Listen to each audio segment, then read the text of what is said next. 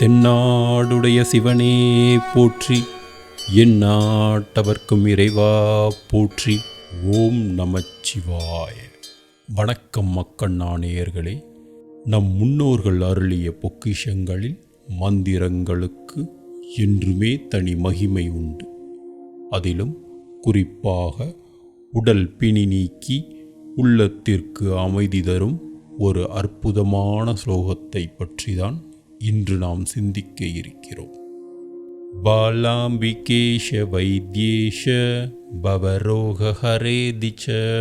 ஜபன்னாமத்ரயம் நித்யம் மகாரோக நிவாரணம். இதன் பொருள், பாலாம்பிகையின் நாயகனே, மருத்துவர்களின் தலைவனே, பிறவி நோய்களை எல்லாம் அளிக்கும் எம்பெருமான் ஈஸ்வரனே, இந்த 3 திருநாமங்களையும் தினமும் ஜபிப்பவர்களுக்கு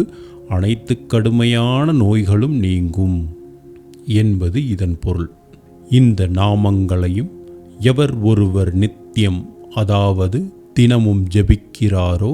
அவருக்கு மகாரோக நிவாரணம் கிட்டும். தீராத வியாதிகள் என்று நாம் எதை நினைக்கிறோமோ அதை அந்த வைத்தீஸ்வரன் தன் அருட்பார்வையால் குணப்படுத்துவார் என்பது திண்ணம். நம்பிக்கையோடு இந்த மந்திரத்தை உச்சரித்து நலம் பெறுவோம். இந்த தகவல்கள் உங்களுக்கு பயனுள்ளதாக இருந்தால் மற்றவர்களோடும் பகிர்ந்து கொள்ளுங்கள். இதோ இப்பொழுது உங்களுக்காக இந்த மந்திரம் 108 முறை ஒலிக்கிறது. பாலாம்பிகேஷ வைத்யேஷ பவரோக ஹரேதிச்ச ஜபன்னாமத்ரயம் நித்யம் மகாரோக நிவாரணம். பாலாம்பிகேஷ வைத்யேஷ பவரோக ஹரேதிச்ச ஜபன்னாமத்ரயம் நித்யம் மகாரோக நிவாரணம். பாலாம்பிகேஷ வைத்யேஷ பவரோக ஹரேதிச்ச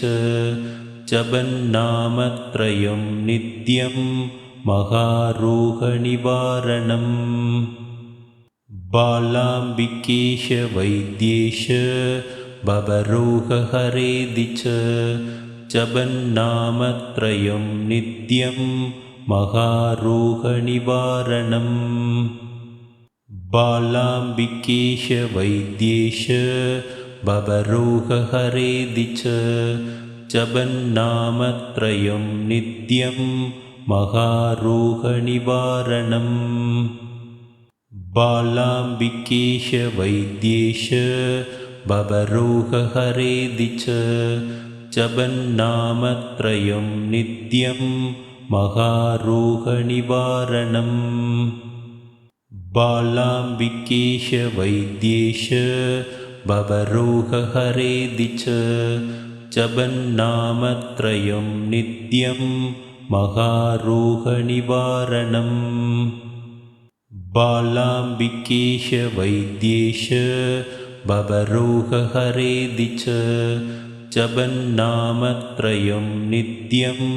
மகாரோக நிவாரணம். பாலாம்பிகேஷ வைத்யேஷ பவரோக ஹரேதிச்ச ஜபன்னாமத்ரயம் நித்யம் மகாரோக நிவாரணம். பாலாம்பிகேஷ வைத்யேஷ பவரோக ஹரேதிச்ச ஜபன்னாமத்ரயம் நித்யம் மகாரோக நிவாரணம். பாலாம்பிகேஷ வைத்யேஷ பவரோக ஹரேதிச்ச ஜபன்னாமத்ரயம் நித்யம் மகாரோக நிவாரணம். பாலாம்பிகேஷ வைத்யேஷ பவரோக ஹரேதிச்ச ஜபன்னாமத்ரயம் நித்யம் மகாரோக நிவாரணம். பாலாம்பிகேஷ வைத்யேஷ பவரோக ஹரேதிச்ச ஜபன்னாமத்ரயம் நித்யம் மகாரோக நிவாரணம். बालाम्बिकेश वैद्येश भवरोगहरेदि च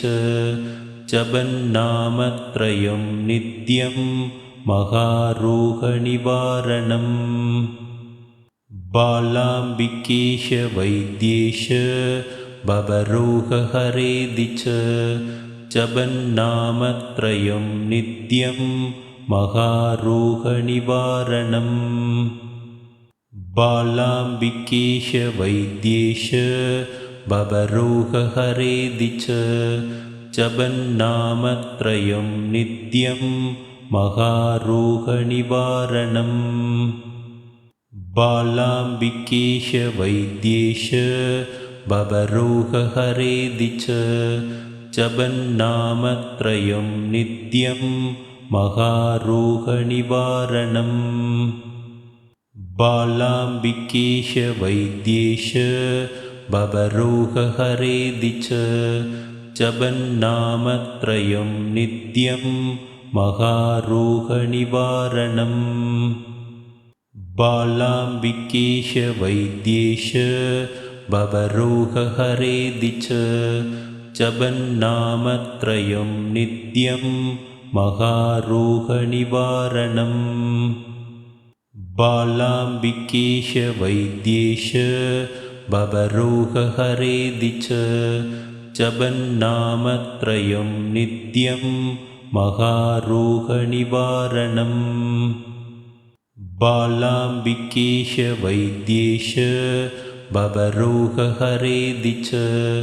जपन्नामत्रयं नित्यं महारोगनिवारणम् बालाम्बिकेश वैद्येश भवरोगहरेदि च जपन्नामत्रयं नित्यं महारोगनिवारणम् बालाम्बिकेश वैद्येश भवरोगहरेदि च जपन्नामत्रयं नित्यं महारोगनिवारणम् बालाम्बिकेश वैद्येश भवरोगहरेदि च जपन्नामत्रयं नित्यं महारोगनिवारणम् बालाम्बिकेश वैद्येश भवरोगहरेदि च जपन्नामत्रयं नित्यं महारोगनिवारणम् बालाम्बिकेश वैद्येश भवरोगहरेदि च जपन्नामत्रयं नित्यं महारोगनिवारणम् बालाम्बिकेश वैद्येश भवरोगहरेदि च जपन्नामत्रयं नित्यं महारोगनिवारणम् बालाम्बिकेश वैद्येश भवरोगहरेदि च जपन्नामत्रयं नित्यं महारोगनिवारणम् बालाम्बिकेश वैद्येश भवरोगहरेदि च जपन्नामत्रयं नित्यं महारोगनिवारणम् बालाम्बिकेश वैद्येश भवरोगहरेदि च जपन्नामत्रयं नित्यं महारोगनिवारणम् बालाम्बिकेश वैद्येश भवरोगहरेदि च जपन्नामत्रयं नित्यं महारोगनिवारणम् बालाम्बिकेश वैद्येश भवरोगहरेदि च जपन्नामत्रयं नित्यं महारोगनिवारणम् बालाम्बिकेश वैद्येश भवरोगहरेदि च जपन्नामत्रयं नित्यं महारोगनिवारणम् बालाम्बिकेश वैद्येश भवरोगहरेदि च जपन्नामत्रयं नित्यं महारोगनिवारणम् बालाम्बिकेश वैद्येश भवरोगहरेदि च जपन्नामत्रयं नित्यं महारोगनिवारणम् बालाम्बिकेश वैद्येश भवरोगहरेदि च जपन्नामत्रयं नित्यं महारोगनिवारणम् बालाम्बिकेश वैद्येश भवरोगहरेदि च जपन्नामत्रयं नित्यं महारोगनिवारणम् बालाम्बिकेश वैद्येश भवरोगहरेदि च जपन्नामत्रयं नित्यं महारोगनिवारणम् बालाम्बिकेश वैद्येश भवरोगहरेदि च जपन्नामत्रयं नित्यं महारोगनिवारणम् बालाम्बिकेश वैद्येश भवरोगहरेदि च जपन्नामत्रयं नित्यं महारोगनिवारणम् बालाम्बिकेश वैद्येश भवरोगहरेदि च जपन्नामत्रयं नित्यं महारोगनिवारणम् बालाम्बिकेश वैद्येश भवरोगहरेदि च जपन्नामत्रयं नित्यं महारोगनिवारणम् बालाम्बिकेश वैद्येश भवरोगहरेदि च जपन्नामत्रयं नित्यं महारोगनिवारणम् बालाम्बिकेश वैद्येश भवरोगहरेदि च जपन्नामत्रयं नित्यं महारोगनिवारणम् बालाम्बिकेश वैद्येश भवरोगहरेदि च जपन्नामत्रयं नित्यं महारोगनिवारणम् बालाम्बिकेश वैद्येश भवरोगहरेदि च जपन्नामत्रयं नित्यं महारोगनिवारणम् बालाम्बिकेश वैद्येश भवरोगहरेदि च जपन्नामत्रयं नित्यं महारोगनिवारणम् बालाम्बिकेश वैद्येश भवरोगहरेदि च जपन्नामत्रयं नित्यं महारोगनिवारणम् बालाम्बिकेश वैद्येश भवरोगहरेदि च जपन्नामत्रयं नित्यं महारोगनिवारणम् बालाम्बिकेश वैद्येश भवरोगहरेदि च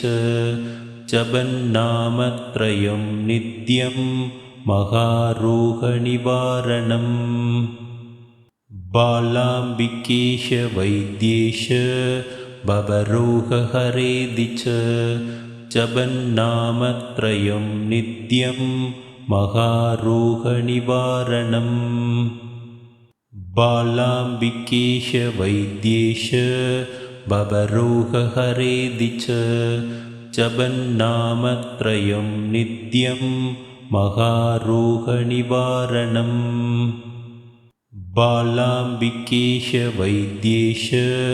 भवरोगहरेदि च जपन्नामत्रयं नित्यं महारोगनिवारणम् बालाम्बिकेश वैद्येश भवरोगहरेदि च जपन्नामत्रयं नित्यं महारोगनिवारणम् बालाम्बिकेश वैद्येश भवरोगहरेदि च जपन्नामत्रयं नित्यं महारोगनिवारणम् बालाम्बिकेश वैद्येश भवरोगहरेदि च जपन्नामत्रयं नित्यं महारोगनिवारणम् बालाम्बिकेश वैद्येश भवरोगहरेदि च जपन्नामत्रयं नित्यं महारोगनिवारणम् बालाम्बिकेश वैद्येश भवरोगहरेदि च जपन्नामत्रयं नित्यं महारोगनिवारणम् बालाम्बिकेश वैद्येश भवरोगहरेदि च जपन्नामत्रयं नित्यं महारोगनिवारणम् बालाम्बिकेश वैद्येश भवरोगहरेदि च जपन्नामत्रयं नित्यं महारोगनिवारणम् बालाम्बिकेश वैद्येश भवरोगहरेदि च जपन्नामत्रयं नित्यं महारोगनिवारणम् बालाम्बिकेश वैद्येश भवरोगहरेदि च जपन्नामत्रयं नित्यं महारोगनिवारणम् बालाम्बिकेश वैद्येश भवरोगहरेदि च जपन्नामत्रयं नित्यं महारोगनिवारणम् बालाम्बिकेश वैद्येश भवरोगहरेदि च जपन्नामत्रयं नित्यं महारोगनिवारणम् बालाम्बिकेश वैद्येश भवरोगहरेदि च जपन्नामत्रयं नित्यं महारोगनिवारणम् बालाम्बिकेश वैद्येश भवरोगहरेदि च जपन्नामत्रयं नित्यं महारोगनिवारणम् बालाम्बिकेश वैद्येश भवरोगहरेदि च जपन्नामत्रयं नित्यं महारोगनिवारणम् बालाम्बिकेश वैद्येश भवरोगहरेदि च जपन्नामत्रयं नित्यं महारोगनिवारणम् बालाम्बिकेश वैद्येश भवरोगहरेदि च जपन्नामत्रयं नित्यं महारोगनिवारणम् बालाम्बिकेश वैद्येश भवरोगहरेदि च जपन्नामत्रयं नित्यं महारोगनिवारणम् बालाम्बिकेश वैद्येश भवरोगहरेदि च जपन्नामत्रयं नित्यं महारोगनिवारणम् बालाम्बिकेश वैद्येश भवरोगहरेदि च जपन्नामत्रयं नित्यं महारोगनिवारणम् बालाम्बिकेश वैद्येश भवरोगहरेदि च जपन्नामत्रयं नित्यं महारोगनिवारणम् बालाम्बिकेश वैद्येश भवरोगहरेदि च जपन्नामत्रयं नित्यं महारोगनिवारणम् बालाम्बिकेश वैद्येश भवरोगहरेदि च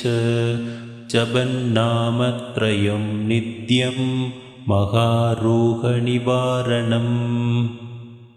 बालाम्बिकेश वैद्येश भवरोगहरेदि च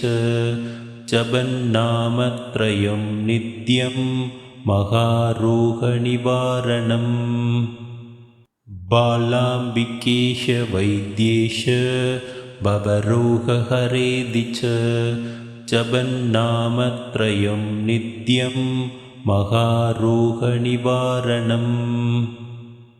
बालाम्बिकेश वैद्येश भवरोगहरेदि च जपन्नामत्रयं नित्यं महारोगनिवारणम् बालाम्बिकेश वैद्येश भवरोगहरेदि च जपन्नामत्रयं नित्यं महारोगनिवारणम् बालाम्बिकेश वैद्येश भवरोगहरेदि च जपन्नामत्रयं नित्यं महारोगनिवारणम् बालाम्बिकेश वैद्येश भवरोगहरेदि च जपन्नामत्रयं नित्यं महारोगनिवारणम् बालाम्बिकेश वैद्येश भवरोगहरेदि च जपन्नामत्रयं नित्यं महारोगनिवारणम् बालाम्बिकेश वैद्येश भवरोगहरेदि च जपन्नामत्रयं नित्यं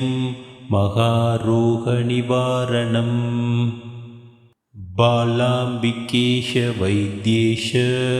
भवरोगहरेदि च जपन्नामत्रयं नित्यं महारोगनिवारणम् बालाम्बिकेश वैद्येश भवरोगहरेदि च जपन्नामत्रयं नित्यं महारोगनिवारणम् बालाम्बिकेश वैद्येश भवरोगहरेदि च जपन्नामत्रयं नित्यं महारोगनिवारणम् बालाम्बिकेश वैद्येश भवरोगहरेदि च जपन्नामत्रयं नित्यं महारोगनिवारणम्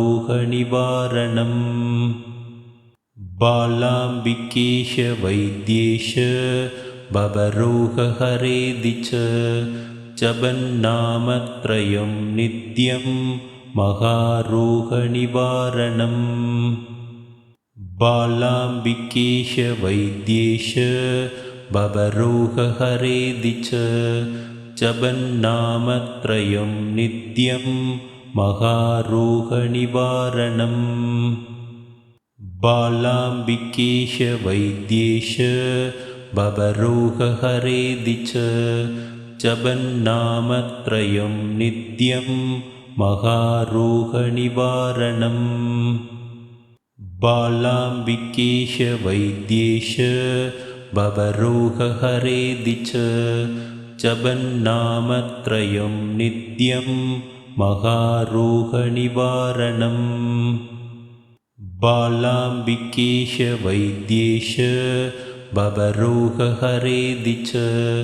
जपन्नामत्रयं नित्यं महारोगनिवारणम् बालाम्बिकेश वैद्येश भवरोगहरेदि च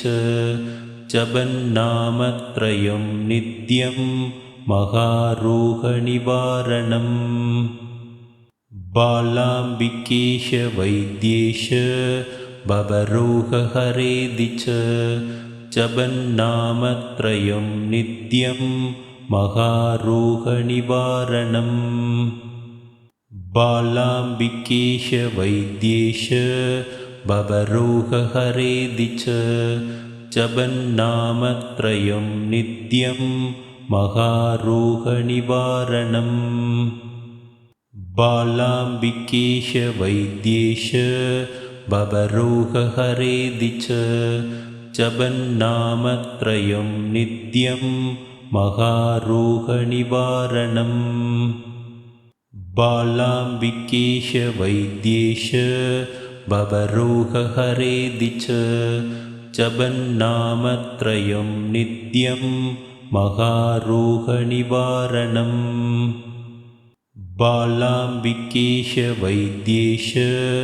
भवरोगहरेदि च जपन्नामत्रयं नित्यं महारोगनिवारणम् बालाम्बिकेश वैद्येश भवरोगहरेदि च जपन्नामत्रयं नित्यं महारोगनिवारणम् बालाम्बिकेश वैद्येश भवरोगहरेदि च जपन्नामत्रयं नित्यं महारोगनिवारणम् बालाम्बिकेश वैद्येश भवरोगहरेदि च जपन्नामत्रयं नित्यं महारोगनिवारणम्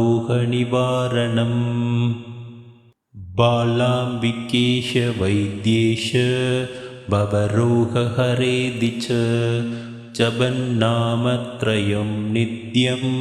महारोगनिवारणम् बालाम्बिकेश वैद्येश भवरोगहरेदि च जपन्नामत्रयं नित्यं महारोगनिवारणम् बालाम्बिकेश वैद्येश भवरोगहरेदि च जपन्नामत्रयं नित्यं महारोगनिवारणम् बालाम्बिकेश वैद्येश भवरोगहरेदि च जपन्नामत्रयं नित्यं महारोगनिवारणम् बालाम्बिकेश वैद्येश भवरोगहरेदि च जपन्नामत्रयं नित्यं महारोगनिवारणम् बालाम्बिकेश वैद्येश भवरोगहरेदि च जपन्नामत्रयं नित्यं महारोगनिवारणम् बालाम्बिकेश वैद्येश भवरोगहरेदि च जपन्नामत्रयं नित्यं महारोगनिवारणम्